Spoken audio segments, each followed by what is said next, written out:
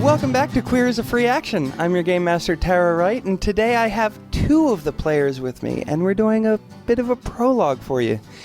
You see, a little behind the scenes, getting 5 adults together for a long recording session is a difficult task. But I'm committed to making sure you have something in your feed every week, listener. So we've already recorded the first few episodes of the main campaign. But with our schedules, there would be a gap of a couple weeks before we'd be able to record the next batch. So we're going to start you wonderful listeners off with some prologue episodes. And this week, I have Georgeanna and Bates with me, so say hi, you two. Hi, you two. Yay! You did the meme. Yay! Okay. So here we go. Sym Patico. Mr. Bates, Sym Patico. The super convenient thing about working in a brothel is that there are lots of bedrooms. And one of those bedrooms is yours, and not everyone who works at Madame Red's lives at Madame Red's, but you do, and a handful of others do. It is late at night one night, and for the player's reference, this is a prologue, so obviously this is before what we already recorded. But late one night, it is probably fairly uncommon for you to have to get up in the middle of the night to tend to your bladder, but it happens tonight. You know, you wake up and your bladder is kind of screaming at you. Oh my. Yeah. I must to the chamber pot. Yes. So there is, so the upper floor of Madame Red's is, and I'm actually going to drag you over there to show you. The upper floor of Madame Red's is like a bunch of bedrooms, and then there's sort of like a private hallway that leads back to like a little employee kitchen, and there's a little bathroom back there. You stumble out of your bed, you go down the hall, stumble into the bathroom, you relieve yourself, and the wonderful thing about living in a city with so much magic in it is that there is like an extra dimensional portal in most of the chamber pots around the city. So, you know, there's no question of like, what do we do with the waste? Because it just like goes away, which is sweet. But so you relieve yourself and you are heading back down the hallway and heading back to bed when you notice a light coming from one of the other doors and just soft sort of sniffling noises coming from it. And it's a very dim light. It's kind of flickering, and you hear soft sniffling in the corner room by where the hallway to the bathroom is. Now, do I know who the normal occupant of that room is, or this is the room of Nithis Nilla. She's a female tiefling. She works at Madame Red. She lives there. So someone I would know fairly well. Yeah, you know her pretty well. She's a coworker and a friend. And the door is closed? The door is ajar. When the door is closed, there's an enchantment on it that like muffles sound because, you know, brothel. Yeah. So the door is actually ajar, carelessly so.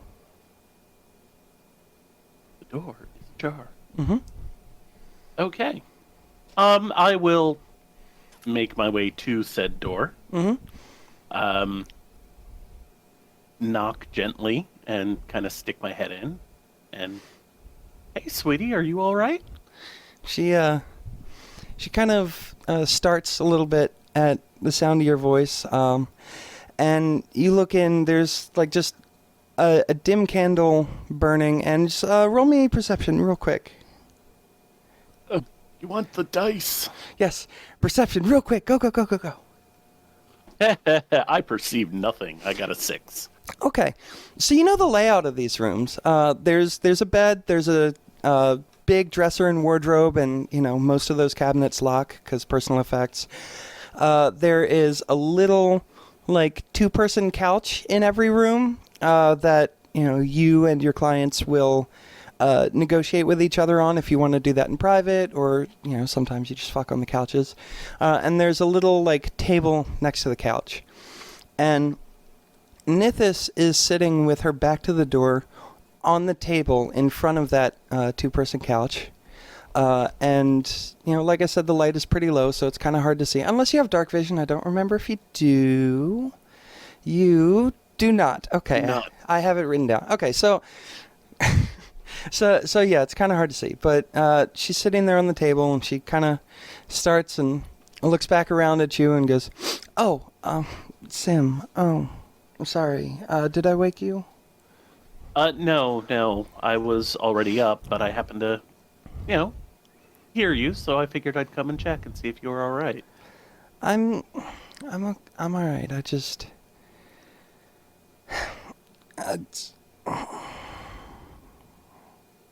And she kind of goes silent and sniffles again, Take a step. Well, Go ahead and take a step into the room, towards the couch, okay, looking as if I'm going to join. yeah. Well, now that you're now that you're a little closer, you notice that she has a couple of bags on the couch, like the sort of bags that you would pack if you were going somewhere. And they seem to be full, and they are closed.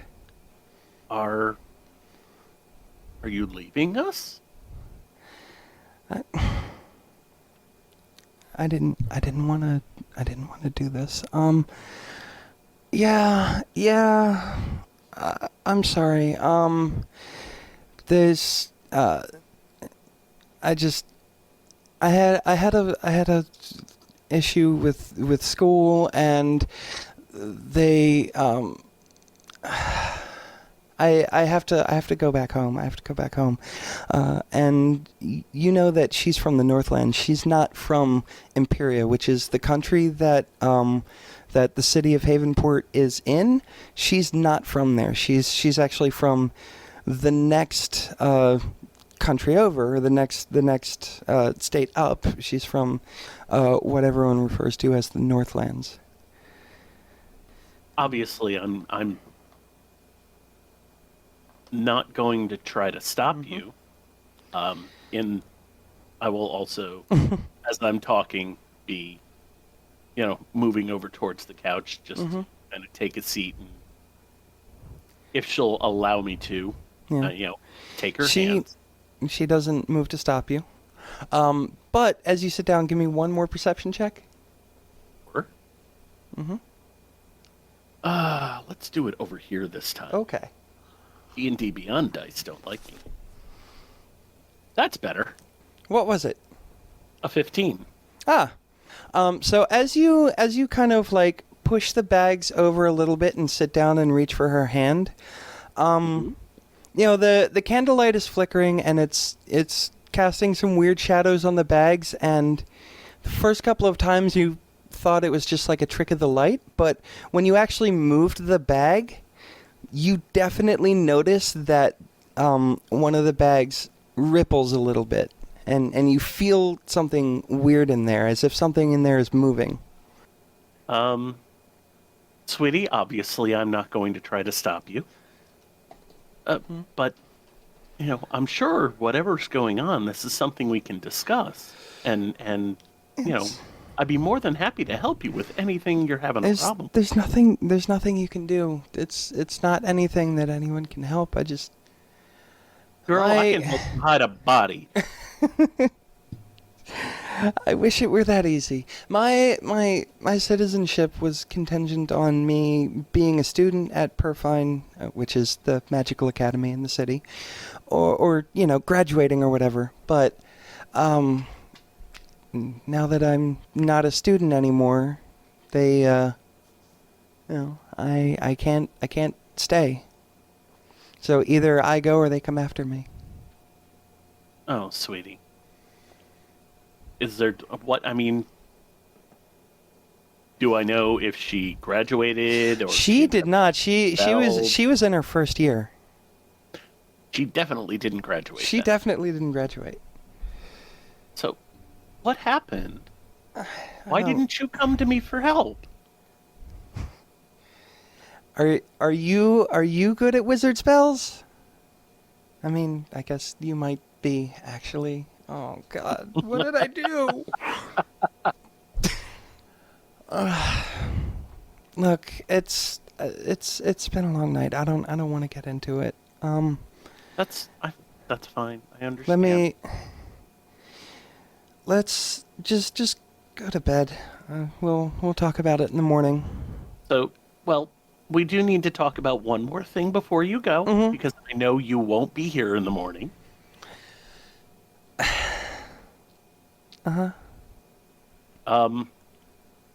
Why is that bag moving? That's gut shear. The bag sort of unzips itself from the inside, and a little imp's head pops out. Why didn't you tell me you had a familiar? Because then you would have known I'm a warlock and not a wizard. There is absolutely nothing wrong with being a warlock. Tell that to the fucking wizard school. Yeah, well, the wizard school can suck my left nut, okay? Look, let's... Absolutely. There are plenty of awesome warlocks out there. So, you're trapped in an itty-bitty contract. You get a little laugh from her. She says, thanks. Let me just go to bed. I know you have to go, and I know you won't be here in the morning. And I'm sorry you feel you have to go. I'm sure we probably could have found a way to keep you here. If you're willing to try. Red. Red. Yeah. That's all I can say is red. Yeah, no, she's amazing. Best mom I've ever had. Look, you're right. I'm not going to be here in the morning, but did you at least tell her you're going? Yeah, she knows she's going to come get me in a few hours. I got a few hours. Can you stay with me? Absolutely. I just want to have a friend. Absolutely. All right. So you guys probably talk for a little while longer, and then you get into bed, and you go to sleep. And a couple hours later, you hear, or not hear, you feel a hand on your shoulder, and it's kind of shaking you awake. And you look up, and there's Madame Red, and she's holding a candle, and she says, Sym, you'd better go back to your room. Nithis, come on. It's time to go, honey. And they go. I'll give Nithis a hug before she goes, and somewhat dejectedly toddle back to my room. Okay. And then do you just go back to sleep? No, I probably won't go directly back to sleep. Okay. But you're going to stay in your room? I will be staying in my room. Okay. Cool. So we'll cut from there, and we'll cut a few hours later. The sun has come up, and outside the city, about 15, 20 miles south of the city, maybe a little further, there is a caravan. And there's a couple of wagons with a couple of horses, and there's probably about 10 or 15 people around this caravan. And the sun has, just come up.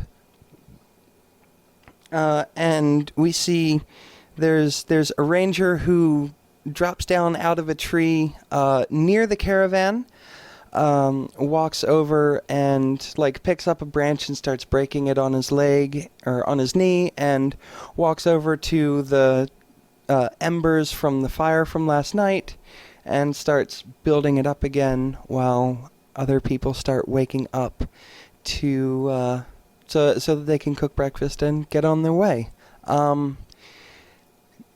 Rose is a part of this caravan. This caravan is coming from the town of Woodpine. this little farming town sends this caravan once a season or so to go to the big city and sell their surplus crops at market and stock up on supplies for the town. And every once in a while, a person from the town, hitches a ride on the caravan to leave town and get to the city, just like you have done this time. So, good morning. How are you? What do you look like? I didn't ask Bass to describe his character, but I'll do that when we cut back. But hi, how are you? I'm good. Mm-hmm. Yeah, she's tall. I think we did describe characters. We before, did, but this is going to come out before that. Anyway, so yeah, hi, good morning. Your caravan is waking up. Did you take a night watch or did you sleep through? I slept through. Okay. Yeah. I would be willing to do a night watch, but it's a small caravan, and the people who are running it have their own routine mostly, and they have an inventoring party that's based out of the city that they have on contract to sort of do security for these caravans every season. So that's where the ranger's from. And waking up is also another member of that adventuring party. There's a woman in just like pretty not flannel, just pretty cloth clothes, and she carries like a really long spear. And then for townspeople, you've got the leader of the caravan, who is a grizzled guy named Torin. He's like his eyes open. He sort of rubs his eyes, sits up, yawns, stretches, stands up, and immediately starts pointing and saying, "All right, let's get those horses fed and watered. Let's, check that load, make sure it's still there. Check that load, make sure it's everything's good." Like he starts giving orders and organizing things. He's done this a million times before. Yep. Yeah. I'd bring him some coffee. Mm-hmm. There is a little bit of coffee on the griddle that's over the now rebuilt fire, and there's also like a side of bacon that's sizzling on that fire. So you bring him some coffee, and he says, thanks, Rose. Shouldn't be too long now. Couple hours travel. We ought to be able to make it there before market if we leave soon. Great, thank you. Yeah. I'm really looking forward to seeing the city. Yeah. Are you going to head straight to the temple, or are you going to stick around in the market and help us out a little bit? And then once we get set up, I can show you to the temple myself. I'm happy to help you guys out first. Okay. That's fine. Great. Well, go ahead and if you don't mind, just see if anyone needs anything before we get out of here. We still have a little time for breakfast and whatnot. Okay. All right, so I will go around and check in with people and see if anyone needs anything that I can do. I specialize in injuries. Can you make this damn water not stale anymore? Says one of the older farmers. He's holding up his canteen. And you guys have been on the road for about 3 days, so yeah, the water's probably kind of stale now. I think that is a thing I can do. Is I feel it? like that's a spell. I think. If you could, I would appreciate that. I can definitely create water. Yeah, that's probably what I would do, is just have him empty it and just refill it with fresh water. He dumps it out, and you cantrip some water in there, or whatever it is that you do. It's a level 1 spell. Okay. I'll keep up with it if you throw combat at me before I rest again. But Unlikely, but you never know. You might piss off the wrong person. You? I never piss anyone off. Anyway, so you have him dump it out. You conjure some water in there, and he takes a sip of it and goes, "Wow. Well, you really are a miracle worker, my dear. Nice job." Thank you. Thanks. Yeah. Now, how's about a couple pieces of that bacon I see over there on the fire? Are you asking me to get you some bacon? I can get you some bacon. Please. Okay. So I go and get him some bacon. All right. Cool. So you bring him some bacon. You check in with some of the other people. There is a boy in his mid-teens, a gnomish boy who studied with the weird old wizard in the tower on the hill outside of Woodhaven. Woodhaven? Woodpine. Woodpine. Yeah. Havenport, Woodpine. I get those confused sometimes. It's my world. Who knew? There's almost definitely a town called Woodhaven somewhere. Definitely. There, so there it is. Works. And I know exactly where it is. Anyway, there's so there's a crazy old wizard who lives in a tower on a hill just outside of Woodpine, and this young gnomish kid, Gimbal, he studied with that guy for a while, and he's heading to the city to enter Purfine Academy this fall. So, he's there. There's a couple other farmers. There's about 10 people there. Cool. And eventually Turin says, "All right, let's kick some dust on the fire, and let's get out of here." And you see the ranger who was keeping watch. He cast Longstrider on himself so he can move quicker and scout ahead. And then you guys get ready to start going. You set out on the trail. Are you walking, or are you sitting on a cart, or are you helping to drive the horses, or? I was going to ask what the animal situation was like. There. Well, I mean, you can. I was going to say there's I think there's 2 carts and 2 horses, and there's room on the back of each cart. The sort of older farmer who is complaining about his water, he's sitting on one of them. Yeah. I'll probably walk. If I start to get tired, I can always get on one then, but to start out with. Okay. Cool. So cutting back to Madame Red's. Sym, go ahead and describe. Well, Bates, go ahead and describe Sym. Since we didn't do that before, it was dark. We didn't need to see. Well, I mean, she probably would have gotten an eyeful if she had. No, Sym is currently in the form of an attractive human male. He's kind of tall. Back to my description. Yay! So, he's about 5'11", good solid build on him, at 165 pounds. Younger than his attitude would actually belie. Let's put it that way. He comes across as being a bit older than his 21. He's got kind of a rich blonde hair, nice tan. He's obviously spends a fair amount of time outside. And he's got a striking set of violet-colored eyes. Okay. And speaking of eyes, Georgeanna, wasn't there something about Rose's eyes? Yeah, they're golden. Cool. Celestial background. Yep. Just checking, because that we didn't get to that part of the description. But I'm not sure, I don't think I actually did a description. we got distracted by Yeah, coffee, you did. You did. which You is did very part much of one. real life. Oh, did I? Okay, so I think I got tall. Yeah, Tall, dark hair, golden eyes. Okay, so Curvy. Definitely curvy. So back at Madame Red's, it's it's a few hours later, like an hour after sunrise, maybe a little bit longer.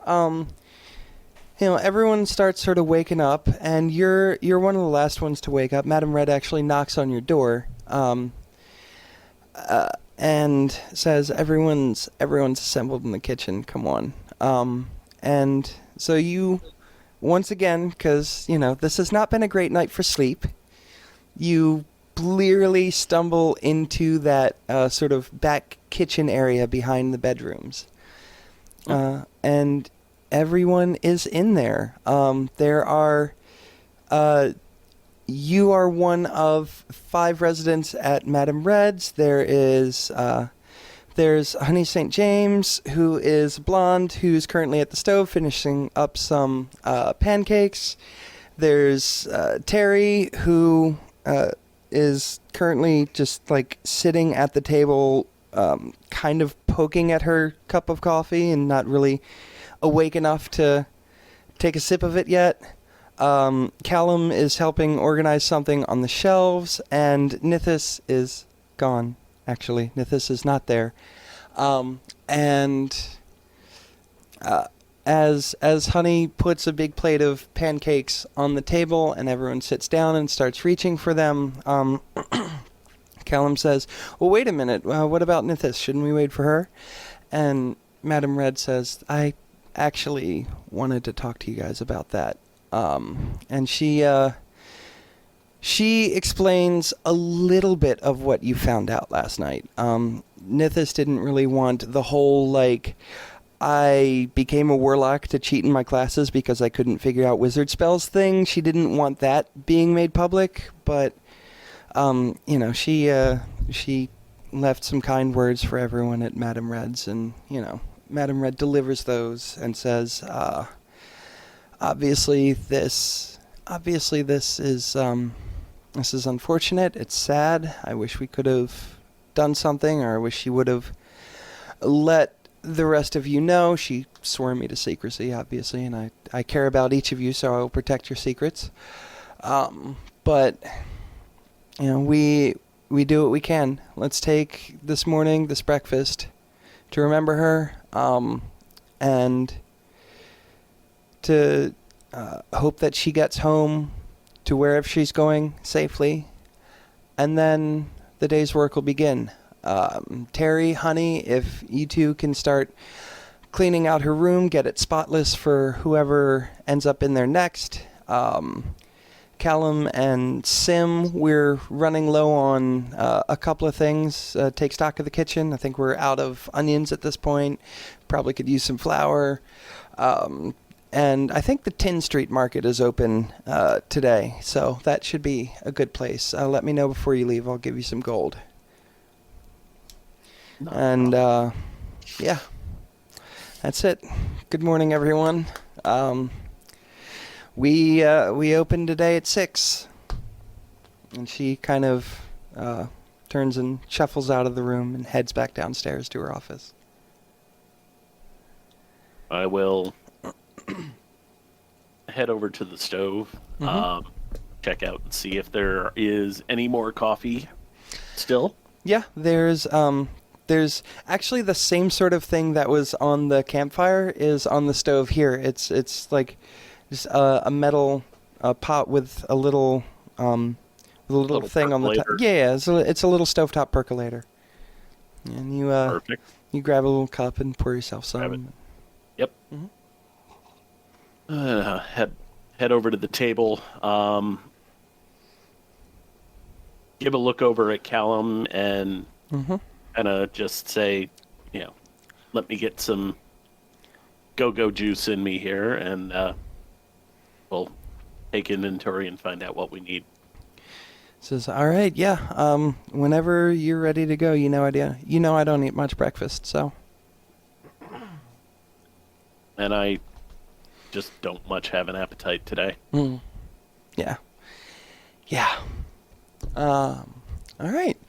So, yeah, you eat some breakfast. You get an inventory together, and we'll cut back over to Rose, who, at this point, you've been walking about hour and a half, 2 hours, and you crest over a hill, and suddenly there in front of you, about a mile or two away, you see the city. You see Havenport.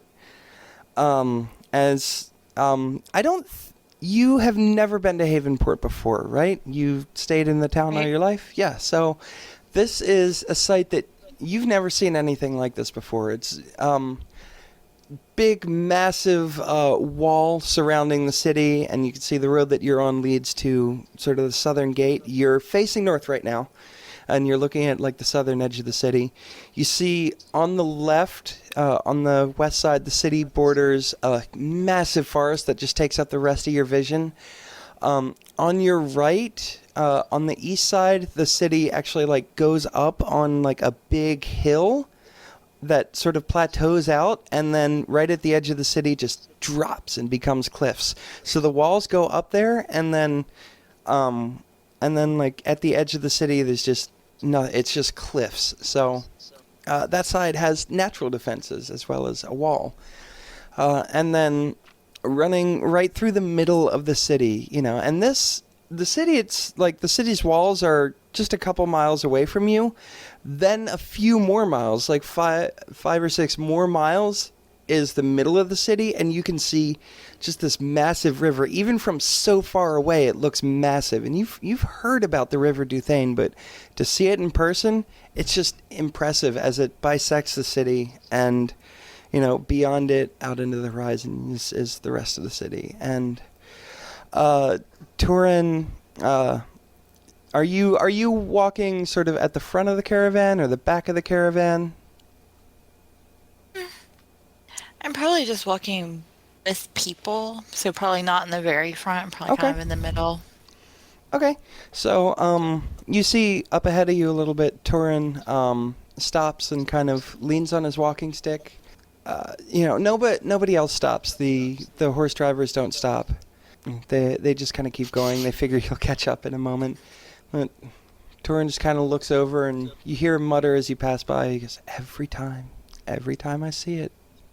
Every time. It's just beautiful. Aww. Yeah. He's been doing this run a long time.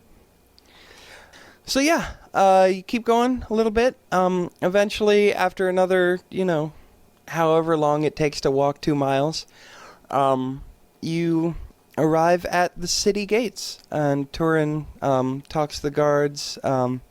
They sort of push the gates open, and the dirt road that you've been traveling on expands out, and you can see all kinds of buildings.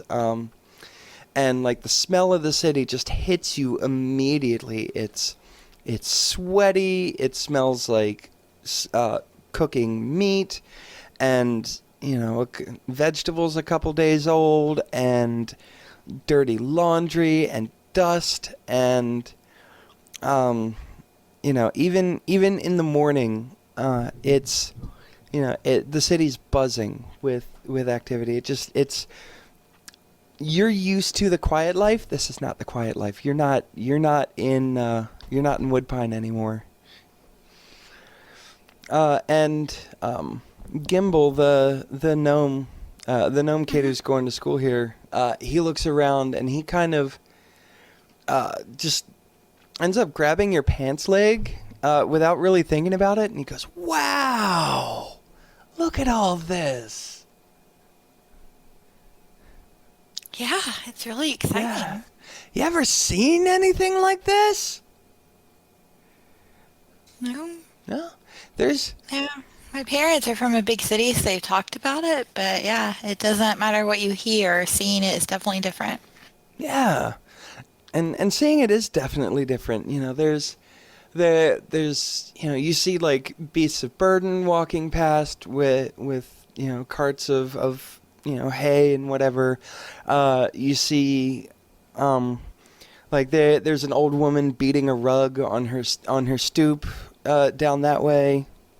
There's just like, anytime you look in a new direction, there's something new to take in. There's a restaurant over there. There's a cobbler over there. It's almost overwhelming. Yeah. So you walk for a few minutes, and then the caravan sort of takes a left, walk for a couple minutes, takes a right, walk for a couple minutes, and the sort of the quality of the buildings changes. Where you came in, they were like wood buildings, and over here, there's still some wood buildings there, but now there's some stone, and you see like some metal work on like some of the roofs and some of the balconies, and you see in front of you a wide open area with a big tent that says with a big tent and a sign in front of it that says Tin Street Market, and the caravan sort of goes about halfway down one of the outer rows of sort of stalls and stops, and Torin says, "Well, this is us. We'll set up shop here for the day." And he starts sort of directing things. And you jump in to help? Yeah. Absolutely. Awesome. Let's see. See, you spend a few minutes helping out, and meanwhile, Sym and Callum,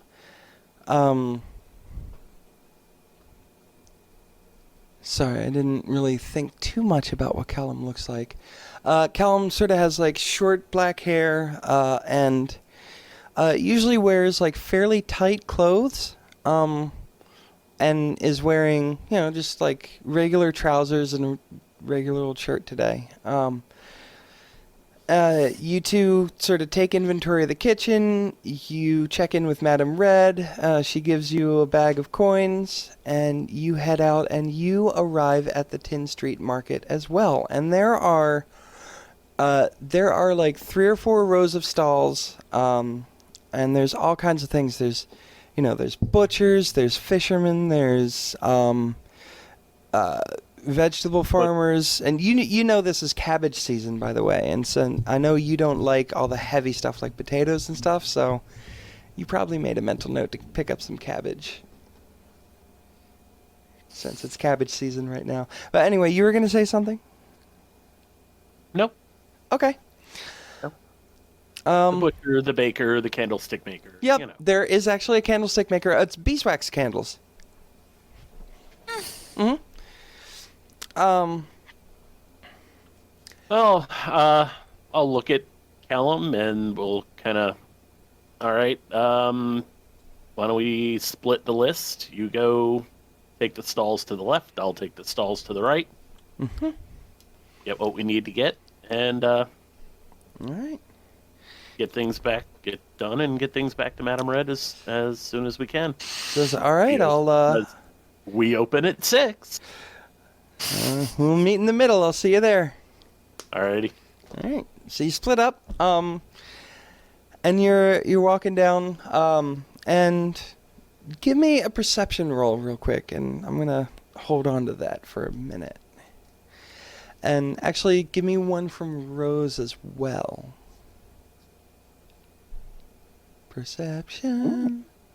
I'm percepting well today. You're a perceivy. 19.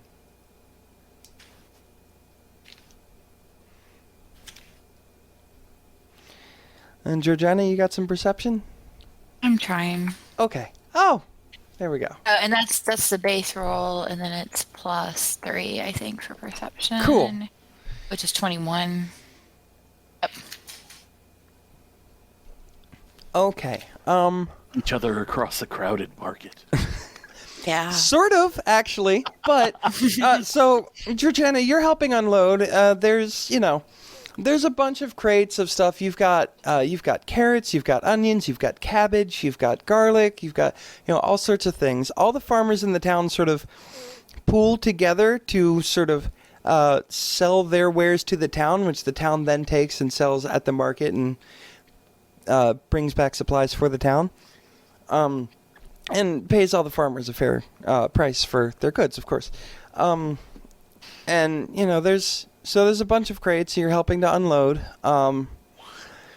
And you're still just kind of like taking in the city, and you're constantly just like distracted. Look at that new thing. Look at that new thing. Look at that new thing. Look at that guy skulking over behind some barrels. I wonder what he's doing. Look at that. Wait, why is that guy skulking behind some barrels? And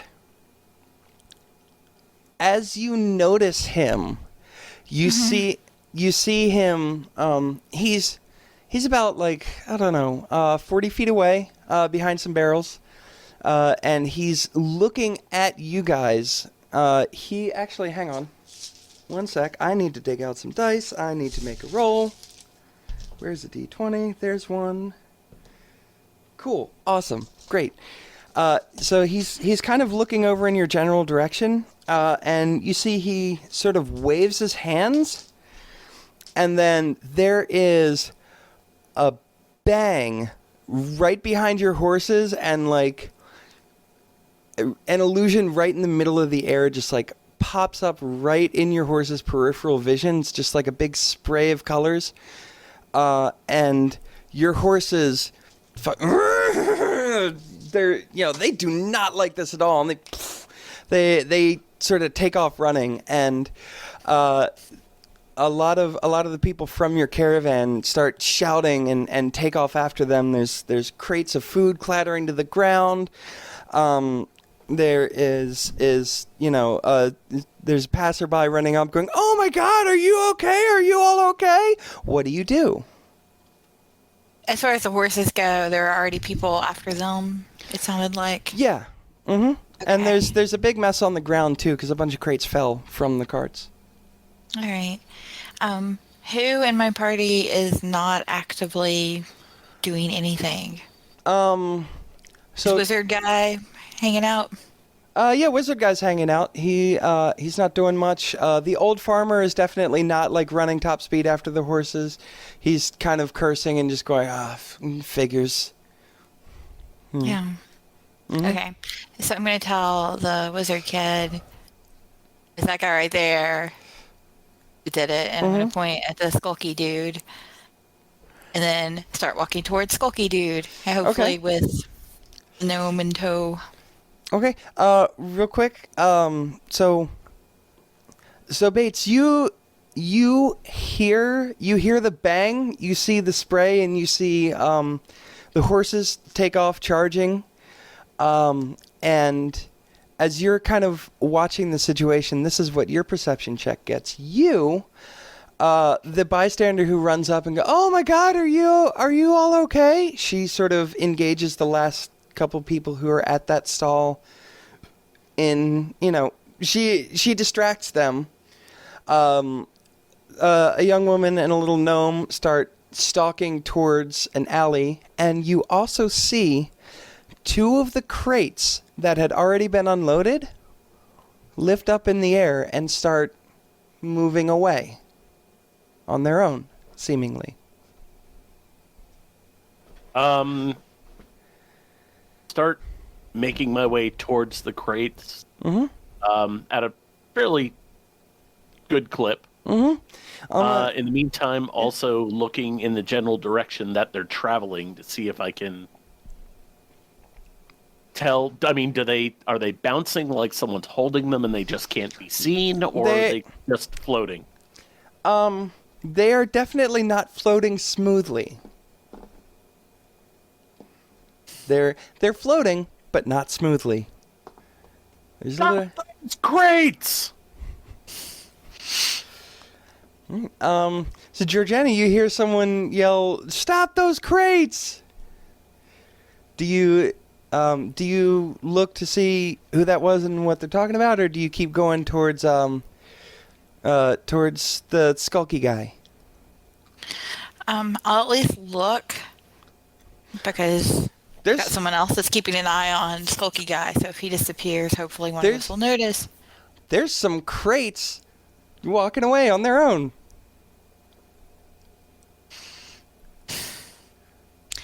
It's just 2 crates, right? Yeah, it's 2 crates. Like 2 big crates of like onions and carrots.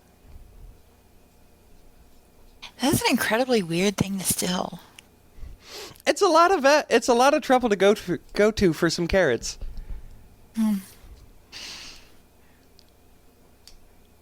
Yeah, well, I still think the guy I'm walking towards is in charge. Okay. So, So you keep walking toward him? Yes. Yeah, okay. You get to him. What do you do? He notices you coming, and he sort of backs up and ducks down an alley, but you kind of got the jump on him, so you can catch up to him. What do you do? What are you doing with our stuff? Whoa, hey, miss, I don't know what you're talking about. Cast a spell. It was really obvious. I don't know any spells. I don't know what you're talking about. And Bates, what do you do? I'm assuming the crates don't stop walking. The crates don't stop walking. The woman who was sort of walking away looked over at the crates and then sort of charged into an alley. So you can go after her. You can go after the crates. I'll take a mental note of the crate of actually no. How good of a look did I get at her? Georgeanna, what is Rose wearing right now? I was traveling and stuff, so probably just like tunic and pants. She's wearing like decent, but not super fancy. She's wearing decent, like, traveling clothes, tunic and pants. Okay. Um, I'm going to focus on the crates themselves then. Okay. So you go chasing after the crates? I go chasing after the crates, and basically, once I get close enough... Yeah, you catch up to them. I'm going to kind of make a diving leap. Mm-hmm. Hands outstretched to try and grab whatever, either the crates. I'm either going to get hands on the crates, or I'm going to get hands on whatever invisible people are holding said crates. Okay. Go ahead and give me... What was a grapple check? Yeah, strength. Give me a strength check for grapple. That's just a straight D20. Yeah. Because I has a +0. Mm-hmm. 11. I'm sure I grappled nothing. Well, you grapple nothing. Well, you grapple something. It looks like nothing, but it's something. You have a hold of what feels like an invisible person, but it doesn't really respond. It just keeps trying to walk in the direction with the crates. Georgeanna, or Rose, you are in the alley with this guy. You see now he's got sort of like a scraggly beard and like a patch over one eye, and he's saying, I don't know no spells, lady. Listen, I don't know no spells. I don't know what you're talking about. I don't know what you think you saw. I don't know what you think you're doing. But this you're obviously new in town. This isn't how we do things here. And he's talking a mile a minute at you. Okay. What was the gnome's name again? The gnome's name was Gimbal. Gimbal Timberton. Gimbal, which spell was it that he cast? Gimbal says, I get to identify. Oh, hang on 1 second. And Gimbal sort of waves his hands and drops a little bit of dust out of a pouch onto the ground and says a thing. And he goes, that was... Hang on, I actually have these written down. That looks like a minor illusion for the bang, and I'm also getting a prestidigitation and an unseen servant being cast in the area recently. Ooh. Prestidigitation is like one of the best arcane spells. Absolutely. It can make all kinds of things, like a rose or a deck of cards or a spray of color that scares the fuck out of your horses, right, mister? The guy is... At this point, he can see that... At this point, he can absolutely see that he's made, so he is going to try to shove you. Does an 18 hit? I think shove is opposed by dex or strength. So roll either your dex or strength. Okay, and then my 15. strength bonus is 2, so 17 total. Okay, so he also got a 17. God, why don't I know this? Ties go to the attacker, I believe. Yeah, meets or beats your AC. Yeah. So he just manages to like shove you just enough off your feet that he gets a running start, and he takes off running. Okay. What is my gnome doing? My gnome friend doing? Your gnome friend. It is probably about his turn, so he's going to go ahead and Ray of Sickness this guy. Let me find Ray of Sickness in the book. I'm actually using the book. There it is. Range spell attack. So the gnome rolls an 18 on the die on his ranged spell attack, so that's absolutely good enough with his spellcasting modifier to just blast this guy with a ton of spell damage here. And the guy would roll a Constitution save or be like super sickened, but he just goes down, and he is unconscious. Meanwhile, Sym, what are you doing? You are grappling with an unseen servant over some boxes of carrots. Well, that's just rude and wrong.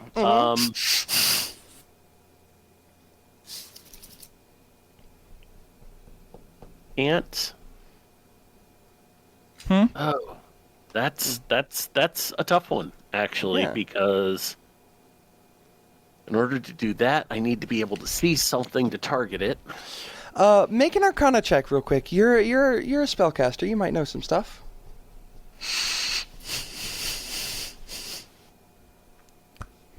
Never mind. That's all right. I realized afterward that you probably wouldn't, like, you might realize that this is an unseen servant, but you weren't, like, there for the, yes, the identify spell. You weren't there for that. So No, I was not. Mm-hmm. Yeah. What do you want to do? Do you want to, like, call out? I guess the best thing I can try. Obviously, grappling is having absolutely no effect on this thing. It is. Whatever it is. It's trying to continue walking away with the boxes, but it's not being very successful because it is now grappled by a Sym. You have you have stopped its movement. It does not seem to notice you or acknowledge you, but it is not able to proceed. If I let it go, it will continue to proceed. Mm-hmm. I'm going to let it go and follow it. Okay. So the crates sort of the crates start moving again, and they duck around an alley where you see a guy unconscious and the woman and the gnome that you noticed running into the other end of this alley, running up to the guy. And what do you all do? I'm going to start by checking the guy. Mm-hmm. Is he stable? I know he's unconscious. He is not stable. He could use a little help. Yeah, I will do a quick spare the dying. Okay. Which is a cantrip. Yep, and he's stable. Yay. Yep, spell damage cannot be non-lethal, so. Nope. This is very true. Anyone who goes down from spell damage is making death saves. But he's fine now. So I'm going to look at Sym and be like, are you with him? No, I was following the boxes. I can stop them, but I can't figure out what's Unseen moving. servant. Mm-hmm. Yep, that's an unseen servant. It's pretty weak. If you just, like, kick it, it'll die, and it'll drop the boxes. That's the gnome says that. I mean, I'm not sure if that's true for everyone, because people have different kicking strengths. Because I saw you tackled it earlier, right? And like slowed it down a lot, and then I was distracted by this guy. Yeah, and yeah, I'm a lover, Maybe- not a fighter. This is our meet cute moment, right? Absolutely, it is. Yeah. Yeah, I feel like we're just gonna be with each other, and our little goblin, our gnome friend, is just gonna walk over and kick the thing, and it's gonna die, and we're barely Pretty gonna much. notice. He actually just rolls his eyes and because he knows you're a bit of a flirt and he sees what's about to start, so he rolls his eyes and like magic missiles near the boxes, and they just immediately drop and says, Look, why don't the two of you each take a box and take them back to the stall? I'll go and see what's going on with the horses. This is the wrong voice for this character. He sounds like this. But yeah, why don't you two each take one of these boxes and go back to the stalls, and I'll go see what's wrong with the horses. And Okay. we'll try and find some authority figure for our friend here. Okay. Okay. So, He's going to be a freshman at the Wizarding University, and apparently he's already trying to be an amazing wingman, so props for him.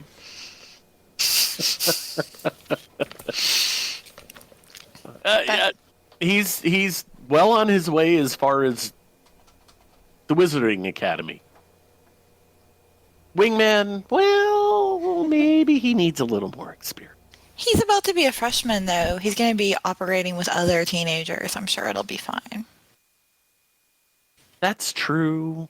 His heart's in the right place, too. His heart is most definitely in the right place, or at least it seemed to be.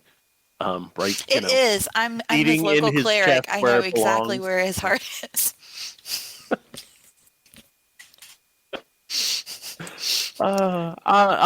I'm Sym, by the way. Hi, Sym. I'm Rose. I'm from Woodpine. Woodpine. Yeah. You all don't get out here that often. No, I think we only come up like once or twice a year. But it's my Don't first time, remember- though. I was gonna say, I don't remember seeing you with the caravan before. Do you memorize the caravan members from Woodpine every year? I memorize all the attractive ones. At this point, Torin and the fighter and the ranger and a couple other people return, leading the horses, and say, "What happened? What happened? Was everything all right here?" This guy, pointing to the unconscious guy, cast an illusion and then used an unseen servant to try to steal these two particular boxes, which we were bringing back. I don't know why. Like, I think our carrots are really good, but there's lots of carrots here for sale here. That seems like a lot of trouble to go to for some carrots. Yeah. Well, did you get him? He's in that alleyway there. Yep. All right, I'll see if he's still Stable. there. I'll see if he's still there, and I'll drag him to the constabulary or whatever. Everything else okay here? Anyone hurt? I don't think so. Nah. Did you get hurt when you tackled the thing? Only my pride, madam. It shouldn't be hurt. You were very brave. It was very impressive. Everyone else just like ignored what was happening. You don't even know us, and you got involved. Well, honestly, I need to buy some of those carrots. And I think we can arrange for a discount, right, Torin? He saved the carrots. I think that can be arranged, and that actually sounds like a great place to stop it. So that was about an hour. So that is our very first prologue episode. Congratulations, you guys have met and are friends, and will probably fuck. And that I was watching the time and I was like, when is the fucking gonna happen? Is that what the counts are for? If you liked what you heard, you can follow us on Facebook at Freeactionqueers, on Twitter at QueersFree, on Instagram at Freeactionqueers. If you have feedback, you can send us an email at freeactionqueers.gmail.com or check the show notes for our Discord link.